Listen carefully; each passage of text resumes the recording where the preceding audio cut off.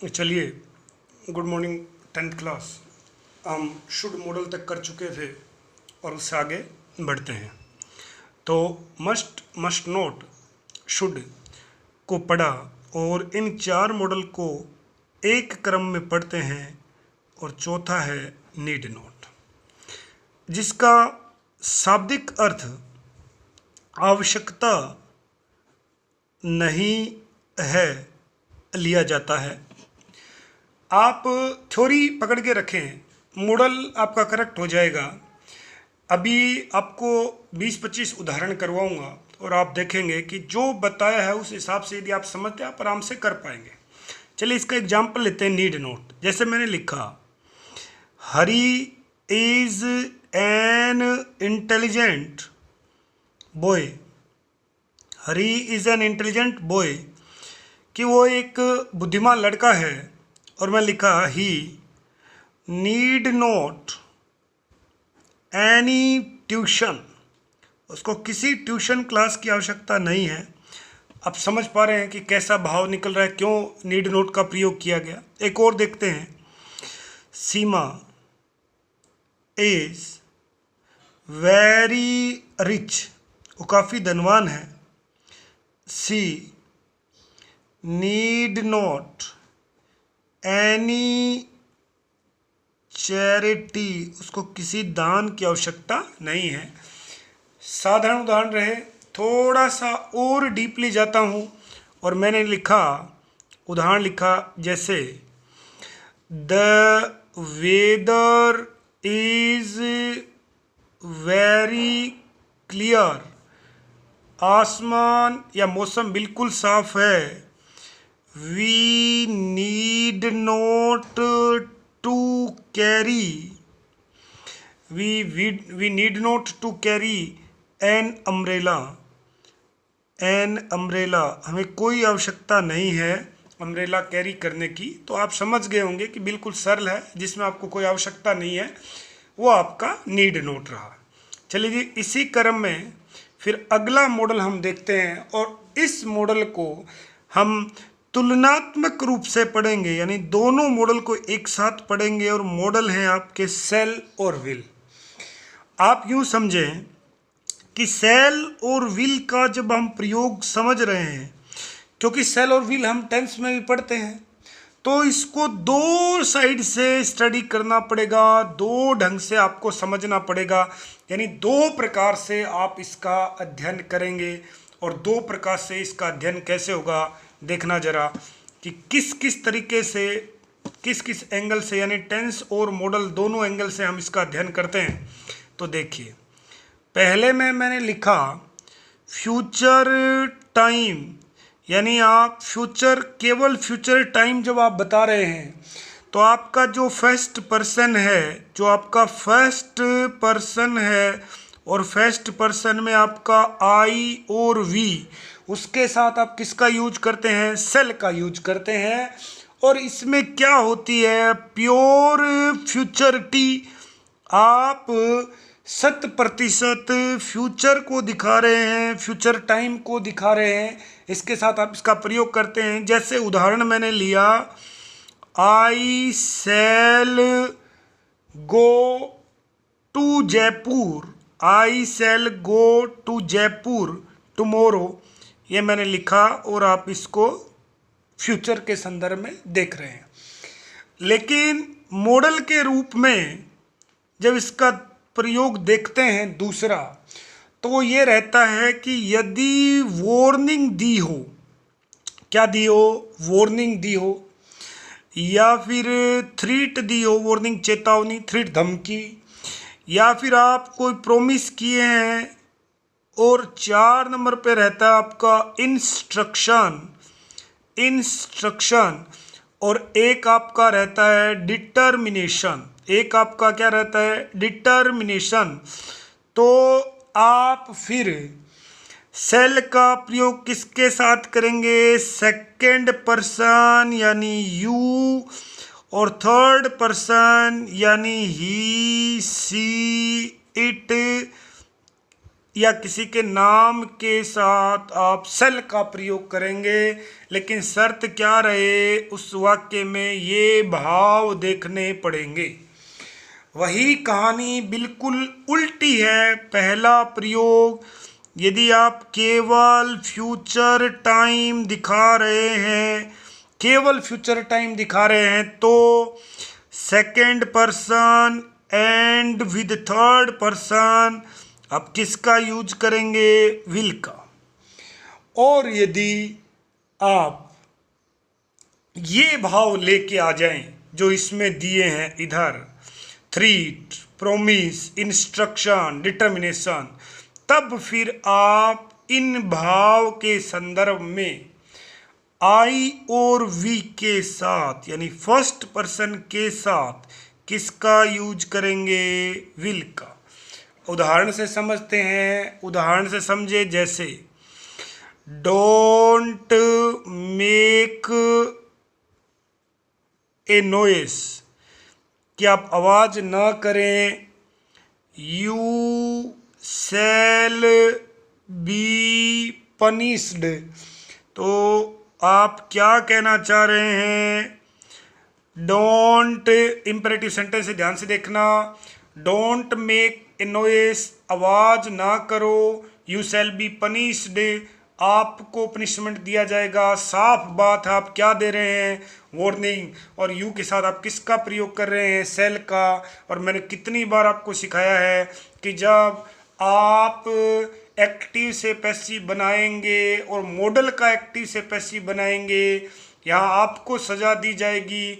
आप यहाँ सिर्फ एजेंट हैं, सज़ा देने वाला कोई और है, तो पैसिव में लिखा जाएगा। तो मॉडल के साथ बी और वर्ब की थर्ड फॉर्म शायद आप समझ गए होंगे। तो ये आपको देखना है। एक और उदाहरण लेते हैं, सरल उदाहरण। जैसे अगला उदाहरण मैंने लिया, टुमोरो, कल। Tomorrow you shall have a holiday, you shall have a holiday, कि कल आपकी छुट्टी रहेगी, आपको छुट्टी मिल जाएगी। इस प्रकार आप क्या कर रहे हैं, प्रोमिस कर रहे हैं या कोई इंस्ट्रक्शन वगैरह दिखा रहे हैं। तो ये चीज़ आपको देखना पड़ेगा। और उदाहरण लेते हैं, जैसे उदाहरण लिया मैंने, द कैंडिडेट, द कैंडिडेट परीक्षा वगैरह के लिए आता है, परीक्षा का जो पेपर रहता है उसके ऊपर लिखा भी होता है, the candidate shell attempt, the candidate shell attempt any 5 question, कि कैंडिडेट को कोई 5 पर्सन अटेम्प्ट करने हैं। कैसा पर्सन है, द कैंडिडेट थर्ड पर्सन है। कैसा पर्सन है, थर्ड पर्सन है। और आप किसका यूज कर रहे हैं, सेल का। यानी साफ बात है कि सेंटेंस में आप क्या दिखा रहे हैं, इंस्ट्रक्शन दिखा रहे हैं, निर्देश दिखा रहे हैं। फ्यूचरिटी वाली बात नहीं है, आप समझें, फ्यूचरिटी वाली बात नहीं है। और उदाहरण लेते हैं, जैसे मैंने कहा, I will help you, I will help you in every condition, हर हाल में आपकी मदद करूँगा, चाहे कुछ भी हो जाए आपकी मदद करूँगा। तो आप क्या कह रहे हैं, आप कह रहे हैं इट्स माई प्रोमिस, ये आपका प्रोमिस है। या फिर मैंने कहा, जैसे I will never accept her proposal, कि मैं उसके प्रस्ताव को कभी भी स्वीकार नहीं करूँगा, चाहे कुछ भी हो जाए, भले कुछ भी हो जाए। तो क्या कर रहे हैं आप, डिटर्मिनेशन है, ये आपका दृढ़ निश्चय है। यानी आप यूँ समझ लें कि यदि आप डिटर्मिनेशन दिखा रहे हैं, प्रोमिस कर रहे हैं, इंस्ट्रक्शन कर रहे हैं। जैसे इंस्ट्रक्शन का एक और मेगा अच्छा एग्जाम्पल जैसे लिखा है, all citizens shall have right to live, shall have right to live. आप ये समझ रहे हो कि सब नागरिक जो हैं उनको जिंदा रहने का अधिकार मिलना चाहिए। आप इसको नैतिक कर्तव्य समझ लें, गलत हो जाएगा। ये आपका इंस्ट्रक्शन है, ये निर्देश है, संविधान में लिखित है, वर्णित है, आप समझ गए होंगे। तो यदि प्योर फ्यूचरिटी आप दिखाएंगे तो आई और वी के साथ सेल का प्रयोग करेंगे, और यदि आप थ्रेट दिखा रहे हैं, वार्निंग दिखा रहे हैं, प्रॉमिस दिखा रहे हैं, इंस्ट्रक्शन दिखा रहे हैं, या फिर डिटर्मिनेशन दिखा रहे हैं, तो आप क्या करेंगे, आई और वी के साथ विल का प्रयोग और शेष के साथ सेल का प्रयोग। और एक और आप देख लेना, सेल का शॉर्ट फॉर्म, जब आप सेल को, यदि आप सेल का प्रयोग कर रहे हैं और उसके साथ यदि नोट जोड़ते हैं तो उसका शॉर्ट फॉर्म होता है शांट, ये ध्यान रखना। जैसे डोंट हम करते हैं, जैसे ये लिखा मैंने डोंट, किसका शॉर्ट फॉर्म है, डू प्लस नोट का, ये ध्यान रखना। चलिए जी, आप समझ गए होंगे।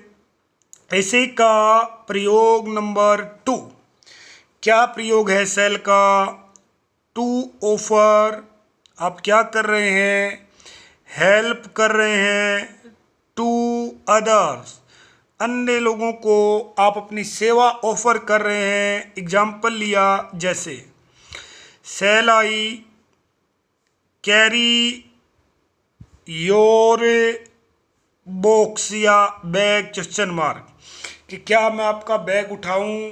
आप ध्यान से देखना, आई के साथ किसका प्रयोग कर रहे हैं, सेल का, यानी यहाँ आप वो आई और वी के साथ सेल वाला प्रयोग करेंगे।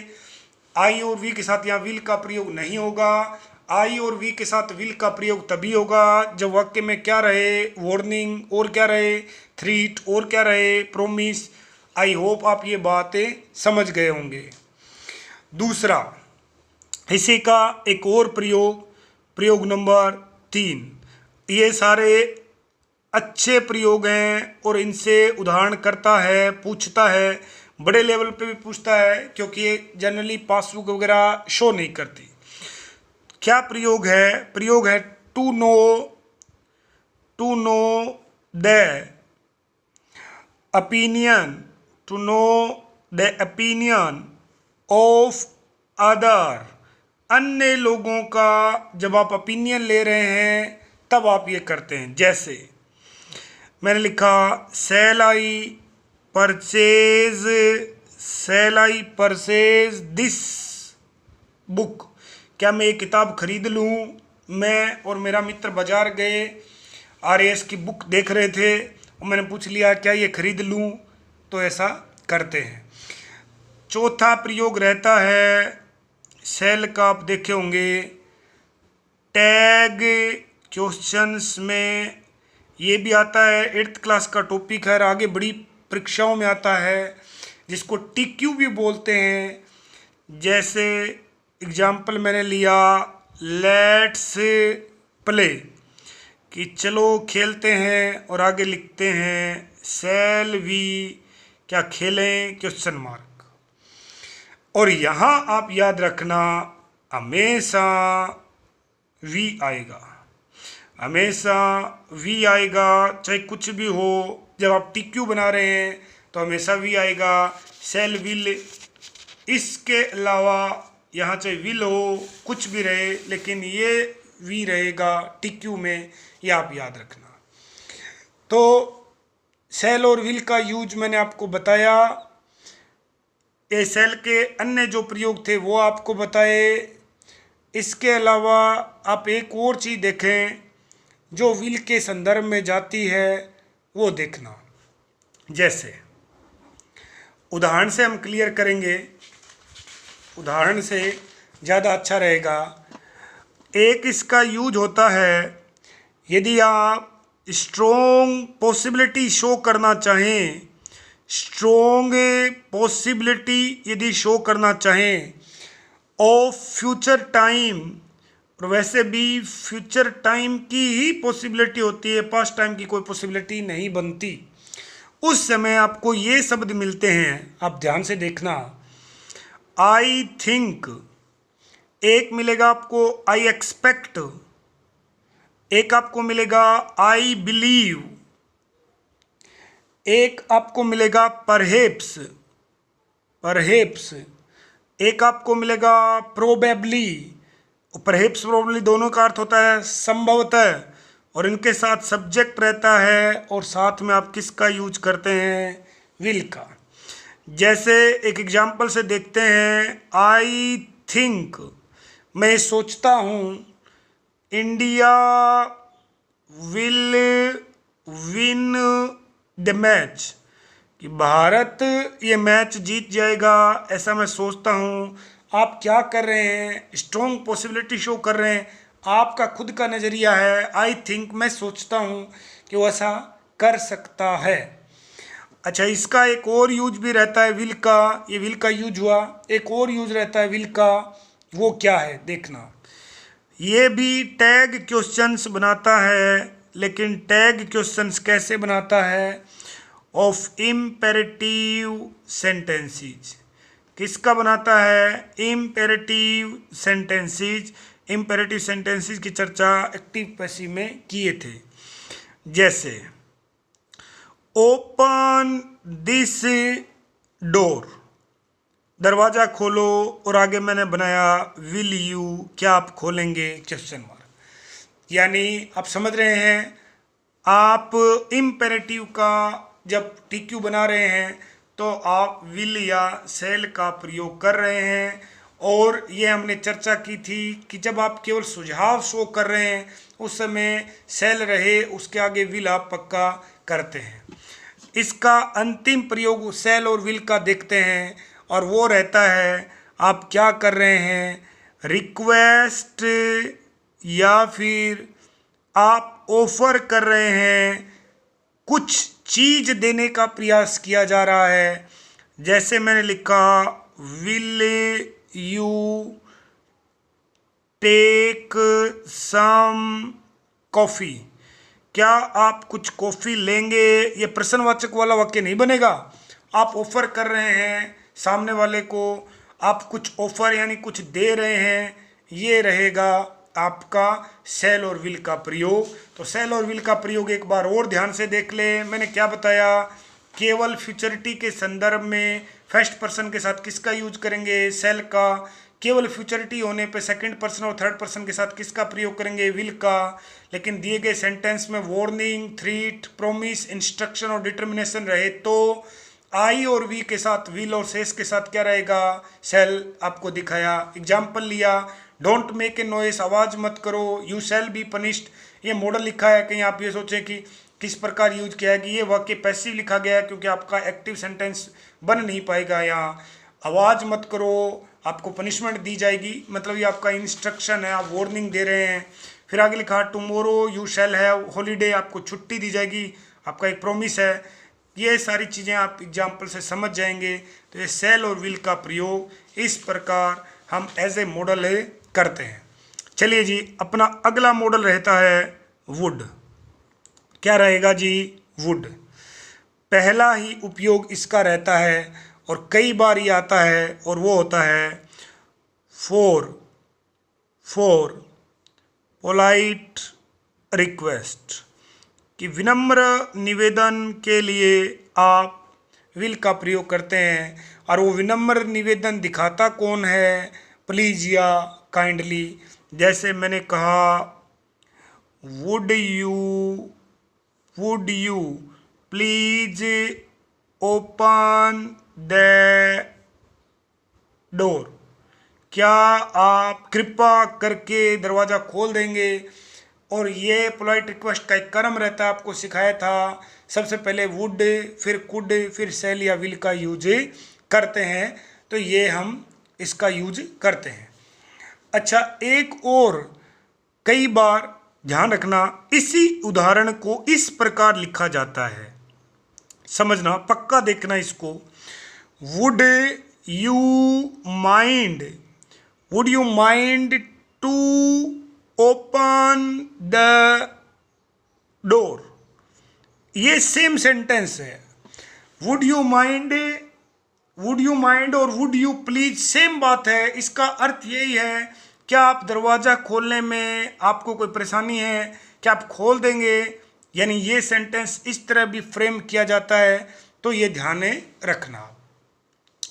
इसका नेक्स्ट यूज, इसका नेक्स्ट यूज होता है विश के लिए, विश के लिए। और विश कैसी रहेगी आपकी?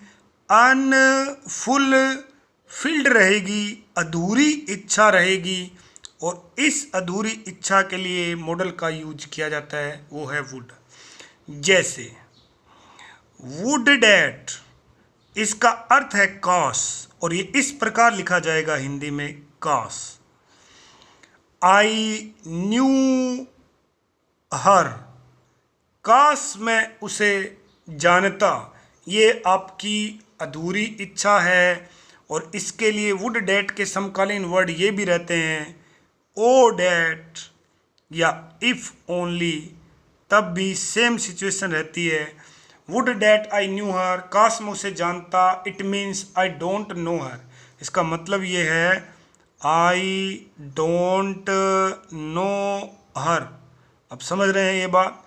तो अधूरी इच्छा, ऐसी विश वगैरह है, उसको करने के लिए इसका प्रयोग किया जाता है।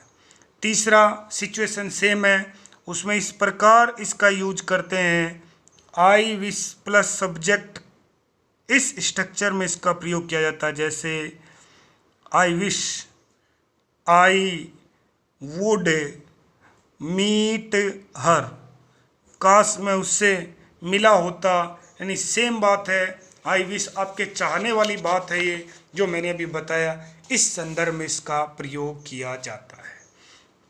4 नंबर, एक पक्की पकाई फ्रेज है जी, और उस फ्रेज में यानी पंक्ति आप कह सकते हैं फिक्स, उसमें वुड का प्रयोग रहता है। और वो पंक्ति ये है आई वुड लाइक टू, ये फिक्स रहती है। जैसे मैंने कहा I would like to be a doctor, मैं डॉक्टर बनना चाहूँगा। आप वही बात है, विश शो कर रहे हैं, लेकिन एक फ्रेज रहती है लाइक टू, इसलिए इससे पहले मॉडल वुड का प्रयोग करते हैं। चलिए मैं अब आपको एक और चीज़ दिखाता हूँ, और वो सबसे महत्वपूर्ण है, बहुत ज़्यादा महत्वपूर्ण है। इसके बारे में कई बार प्रश्न किया जाता है।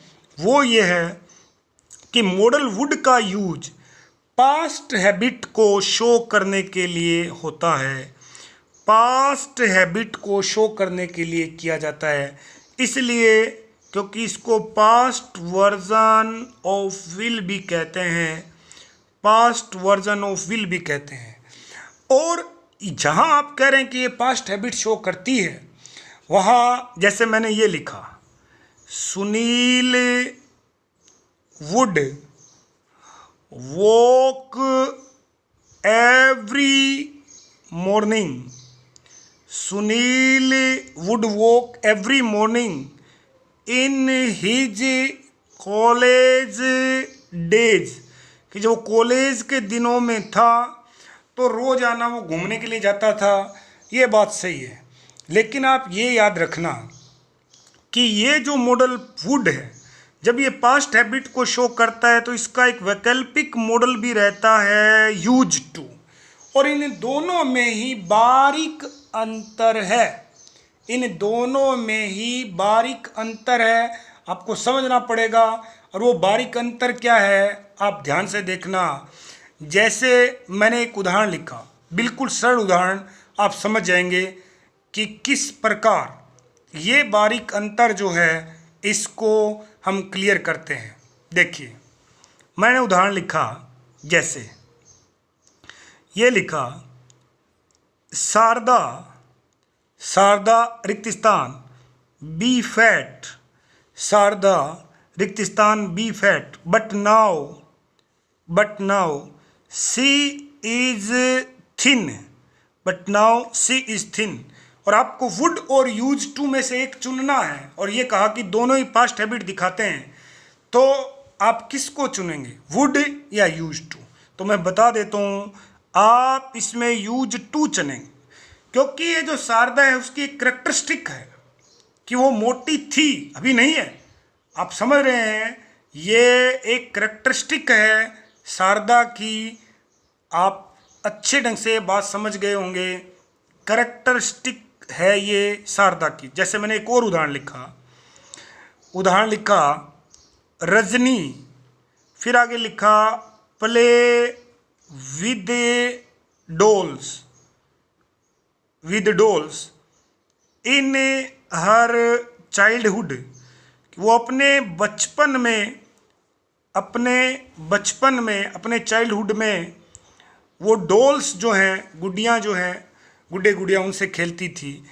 तो ये यूज टू रहेगा, बिल्कुल सही रहेगी, इसमें कुछ भी आपको डाउट नहीं रहना चाहिए।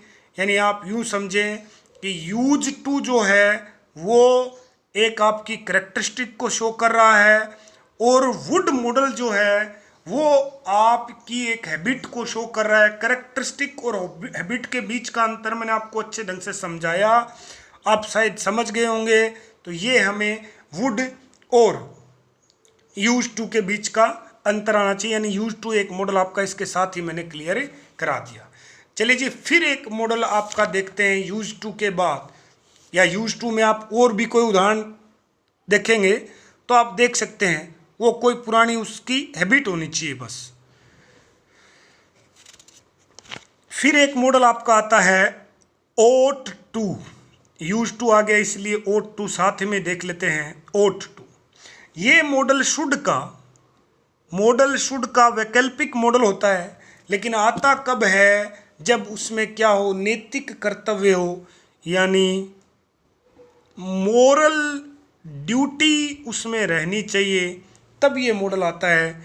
जैसे मैंने कहा we should respect our elders, तो यदि उसमें ऑप्शन में शुड ना हो तो हम ये कर सकते हैं we ought to respect our elders. समझ गए होंगे आप। केवल मोरल ड्यूटी के संदर्भ में शुड का वैकल्पिक मॉडल कौन है, ought टू। अन्य किसी में नहीं आ पाएगा। आप यदि किसी और जगह इसको यूज लेंगे तो फिर आपका गलत हो जाएगा, ये आपको याद रखना है। ठीक है जी। फिर एक मॉडल आपका रहता है, और ये कई बार नाम सुने आप, डेयर।